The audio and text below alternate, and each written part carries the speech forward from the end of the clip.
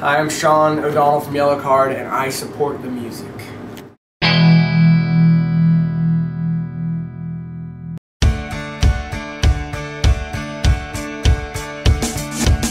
I cannot hold this anymore. My hands are tired of only waiting to let go, and I am waiting still. You guys only have 2 shows left for your tour. Yes. How's the tour been so far? It's been really fun. This is our almost 6 weeks. We've kind of just done a big circle. We started in Philly, we've gone all the way down, and we're kind of ending back where we kind of close to where we started. So it's been amazing. All the shows have been just huge. A lot of good energy.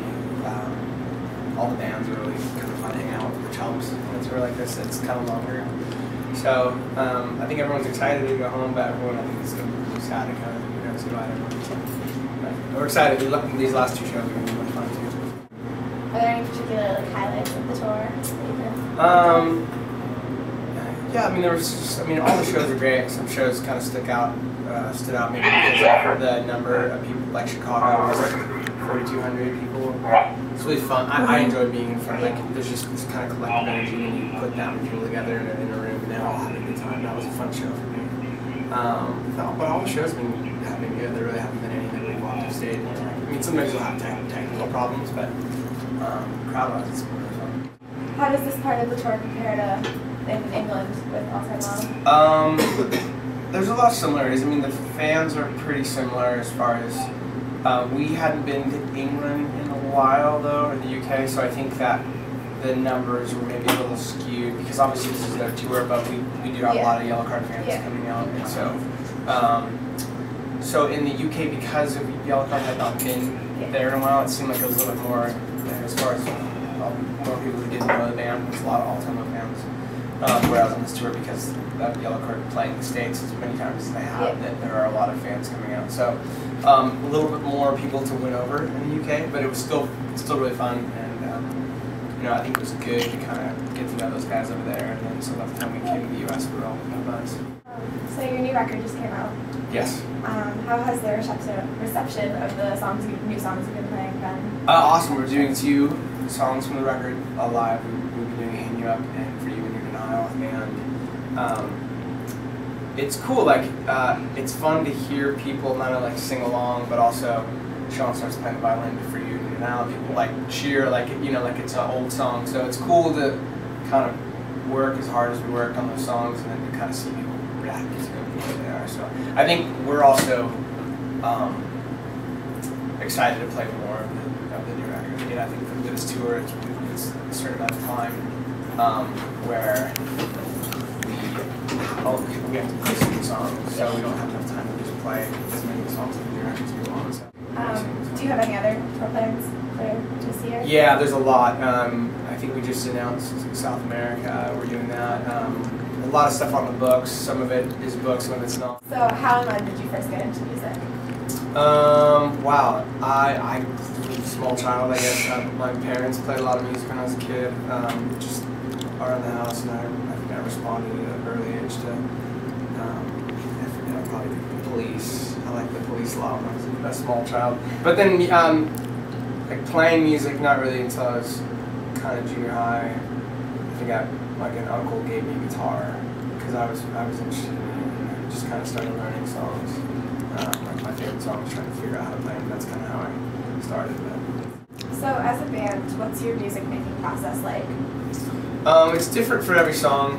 A lot of this record was me and would start kind of with me and Ryan Key, kind of maybe throwing ideas back and forth, and then we come up with kind of an acoustic idea with maybe a melody, and then we would take it to the other guys. Or sometimes it would be Ryan Key and Sean O'Donnell working on something. I think there was a few different kind of sessions where there's just 2 guys and acoustic guitars bouncing ideas, and then those are, it's one thing when it's like an early idea, and then it goes through all these different changes.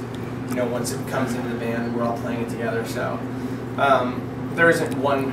It's not like Ryan writes everything and then he just brings it to us. Everyone's involved, whether it's with the lyrics or the music. So it's definitely, in this record especially, it's kind of a group effort. So. which is cool because I think you can hear it.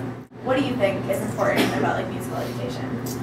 Well, I'm a big fan of kind of art education in school because for me, like, my school didn't have a lot of electives. I took ceramics like 3 times, but I'm a fan of using that side of your brain. I think that there's a lot of problem solving skills you get out of being creative, you know, that you can apply to the real world. I think a lot of people are. My mother's a teacher, so I'll go on and on talking about you know, the cutting funding to fit certain programs. But I think it's important not only to learn math and learn history, but also to explore that side, explore art, explore music, to see how you react. Because I think one of the things I'm thankful for is that, like, when I was a kid, my mom would kind of like let me do whatever I wanted to do. Like, if I was like, I want to do karate, she'd be like, all right. You know, she knew I'd probably last a month, but she let me explore any avenue that I wanted to. And in doing that, I found, you know, that I love music and wanted to play music. And so, so I think it's really important because, you know, those programs. That's when you find some kid who's like, he didn't even know that's what he wants to do, but he's, you know, he has this connection with it. So, the more you shut down those programs, the more, you know, really great maybe future artists you kind of deny the opportunity of ever realizing that they have that talent. So. How can your fans like keep up to date with you when you're not on tour? Well, or when we are. I mean, we're all like Twitter maniacs. So each one of us has our own. And if you really want to like know what we're doing, because we're the ones who are like, hey, we're going to Chipotle. Like that's the kind of stuff. We're very detailed. But there's a lot of ways. There's, you know, the band has its own Twitter feed too. We have a YouTube page that I kind of run that we do a lot of video. So. Like I just posted a 10-minute video from us in Chicago the whole day. So we're very involved in that too. So between that, Twitter and YouTube, website, there's plenty of information. Alright. Is there anything else you'd like to say? No, we're having a blast, so thanks for anyone reading this or watching this. You know, we're just excited to be back on the road and making music again, so thank you guys.